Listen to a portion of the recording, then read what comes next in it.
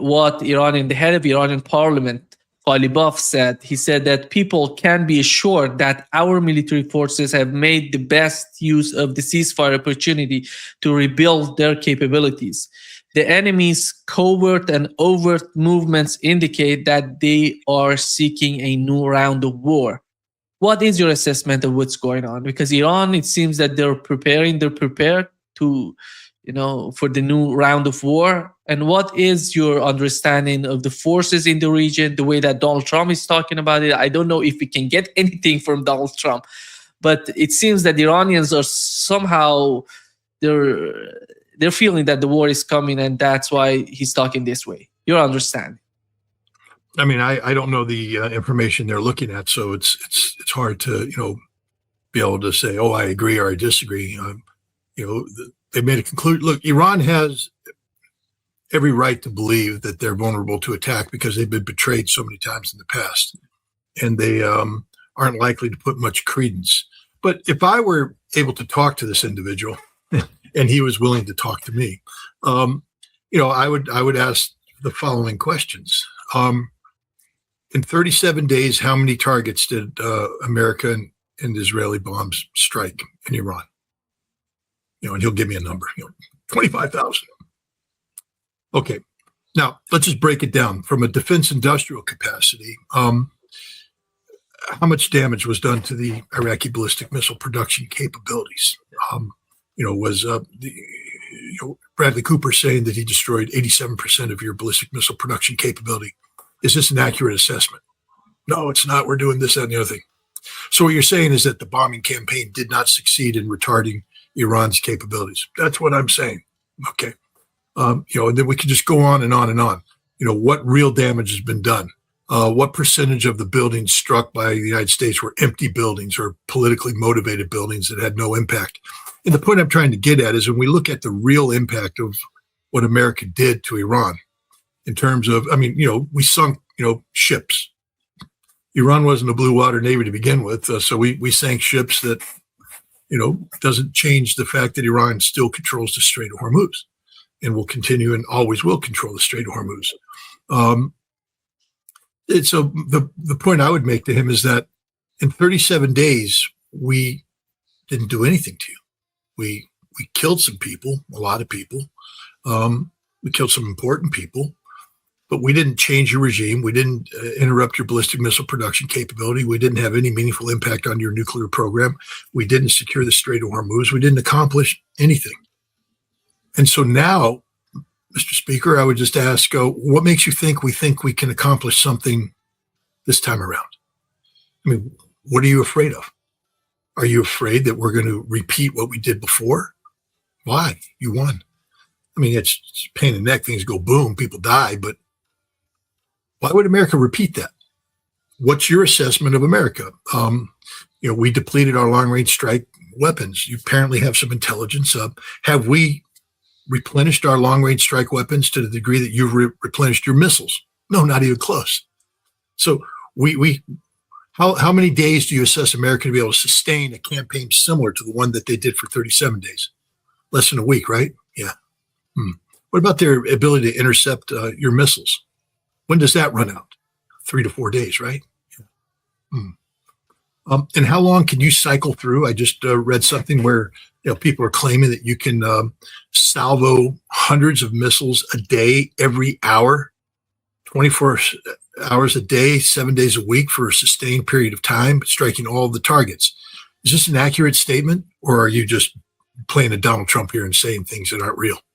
No, it's an accurate statement. So again, I ask, why do you think they would go to war with you?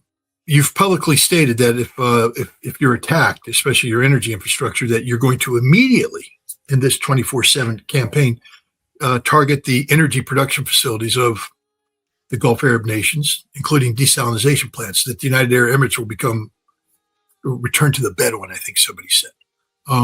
Is this an accurate statement? Yeah. And what's your assessment of their ability to defend against this? None, right? Yeah. So again, why do you think they're going to attack? Why? What? I mean, this is my question. I mean, I understand what they're saying. They have every right to be prepared for an attack, but why do they think they're going to attack? Because to attack to what end? What objectives are being sought? And what's the risk gain calculation that's being done on the part of those who would want to attack? And I would make the counter argument that Donald Trump can't attack because the Gulf Arab states won't let him attack. One exception might be the United Arab Emirates, but according to Donald Trump, they were on the phone too, because maybe the light bulb's gone off over their pro-Israeli head that the Israelis can't protect them from the Iranians and that Iran will terminate their existence as a modern nation state. These calls didn't happen an hour before Donald Trump was going to Donald Trump was never going to give that order. Never going to give that order. And anybody who knows anything about modern air war and the sequencing of events that have to go in place to carry out an air campaign, this isn't something you stop 1 hour before bombs go down. This is something that gets stopped early on in the implementation cycle. The decision not to bomb Iran was made days ago, not an hour before the attack. And so you have to ask yourself, why did Donald Trump do this? Because he's manipulating the markets. I mean, literally, he's in there. He called the American economy a casino, and he's out there playing the game. And so are people around him. His truth social media postings are designed to generate market impact that positively favors those who made the appropriate betting, knowing this social media post was coming out, when it was coming out, and what it was going to say. So my counter is that everything that's going on has nothing to do with positioning the United States or Israel to gain some sort of political or military advantage over Iran by continuing the conflict. It's all a giant act of theater. It's a charade designed to ostensibly put pressure on Iran, but I don't think Iran's feeling any pressure. And the secondary benefit is to have Trump incorporated rake in the money from manipulating markets. Yeah, the assessment of the battlefield, I think you're right about the reasons that you've just mentioned. But the problem is that we don't have a logical sort of thinking in Washington. And many people are arguing that Netanyahu falters domestically right now. One of the main reasons that the United States may decide to attack Iran again, because Netanyahu is just, he's not in a good position right now in Israel, and everybody knows what's going on there. And he needs something. No, I mean, there's no doubt about that. But how long can you play that card? The first card, the first hand was played back in February 11th when Netanyahu and the head of Mossad met with Trump one-on-one in the White House and sold him a bill of goods that has since been exposed as a bill of goods. They lied. They lied about their abilities. They lied about the weakness of Iran. They lied about what would happen if they killed Ali Khamenei. They lied about everything. And Donald Trump today knows that it was all a lie. And he also, Donald Trump knows when he approved this war plan, was it briefed to him as, Mr. President, we're going in light. These 37 days, we're only going to bring in, 12%, 15% of our capacity, but we're holding back the big punch because we really don't want to do harm. I think the opposite was, Mr. President, we're going in hard. We're coming in hard. We're hitting hard. We're pounding hard. And this job is to break them down, to destroy them, to nullify them. I think that's what he was briefed. We're going in hard. And we didn't beat the Iranians. How much harder can we go? And the answer is we can't. So I agree that there's not too much rationality out of Washington, D.C., but there has to be a little bit of sanity left, where people who are able to look at hard fact and say, no, that's not going to fly. I think Israel, the polls don't lie. 60% of Americans have become, disenchanted with the U.S.-Israeli relationship, and there's growing anti-Israeli sentiment, which is why Benjamin Netanyahu, in yet another act of desperation, talked about cutting all financial ties with the United States. He understands the direction the wind's blowing, that the Zionist enterprise isn't going to be survivable or sustainable for much longer amongst the American people, because Israel's not our friend, never has been our friend, always has been our enemy, and that's been exposed as such. And so Israel's making a new friend, the United Arab Emirates. And, gosh, those UAE guys are so kind, because they pulled out of OPEC Plus so they could divert all of their energy resources to the market so that they could become the bankroller of Israel. You see the symbiotic relationship there. Now we know why Iran said if this starts up again, the UAE disappears. We're just not going to let this happen. But I don't see Israel having the same control over the United States. I mean, we saw what happens when they go after a congressman. I mean, there's still that aspect of it. Thomas Massey was defeated by the state of Israel. It proves that American democracy can be bought, that there is a price. And apparently it's a lot of money, but they still bought a seat. So the Israeli influence is real. It's here, but it's weakening. And, like anything that's held on too long, beyond its expiration date, it begins to, not to be too gross, but, bottle of milk used by May 20th. All right, I got it. I bought it May 15th, and every morning I pull out my cereal and I put my cereal in there and I put the milk in and I eat it. And I'm like, delicious, good milk. On May 20th, I'm like, put it in there. Not bad. May 21st, I can still eat this. May 25th, a little sour, but not bad. I put some sugar in there, May 27th, boom, it goes bad that quick. And Israel is like a bottle of milk that's been in the refrigerator about a week beyond its expiration date. We could handle the sour taste a little bit, but it's gone full scale bad. And it stinks. It retch. We can't drink it. It makes us ill. We got to pour it out. And I think that's what's happening here, is that Israel doesn't have the control over America that it thought it had. Its expiration date is long past due. I think they were so happy that they defeated Thomas Massey in primary, but it wasn't a defeat, in my opinion.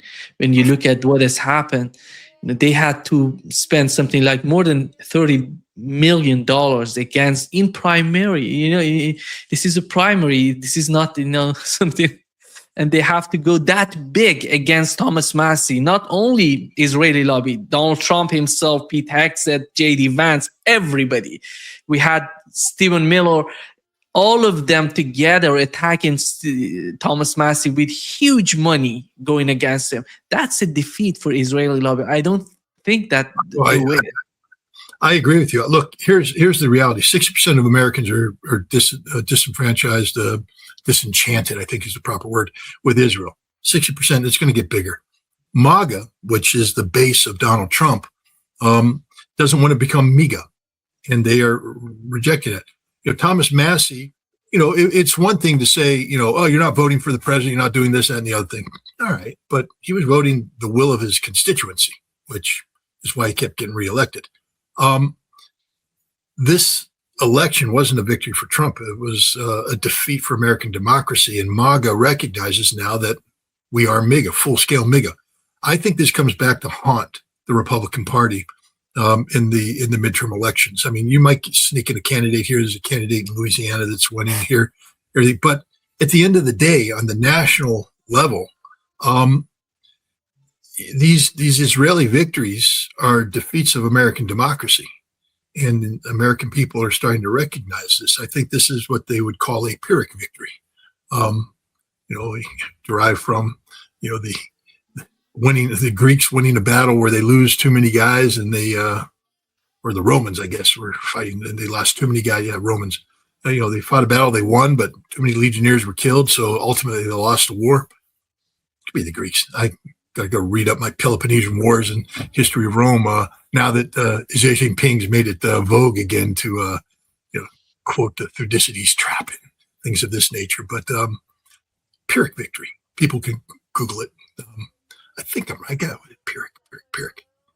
It's either the Greeks or the Romans. It's one of those ancient civilizations. But I think this is a Pyrrhic victory for the pro-Israeli crowd, because in pouring all this money in, what they did is they proved that American democracy can be bought. And Americans don't want their democracy to be for sale. Not this way. Not by foreign power. We're more than happy to let Big Pharma do it. Let Lockheed Martin can do it. The gun lobby can do it. That's okay. That's amongst family. But when the Israelis come in and buy it out, no. Especially when they got us involved in a war that we lost and we're losing and we're not going to win. I think the problem that Donald Trump is facing right now is not about the United States. He can declare victory and get out of the Middle East and go. I have nothing to do, as he did before with Houthis, with Yemenis in the Red Sea. But the problem is that there is no way for him to wrap the situation up in the Middle East as though Israel is winning. That's the problem. And Israel, there is no way to change that reality for Donald Trump. Donald Trump can come out of the conflict, is not influencing. So I'm going to open up the Strait of Hormuz. Iran going to get toll. That's not going to influence our economy, and everybody going to get pass through the Strait of Hormuz.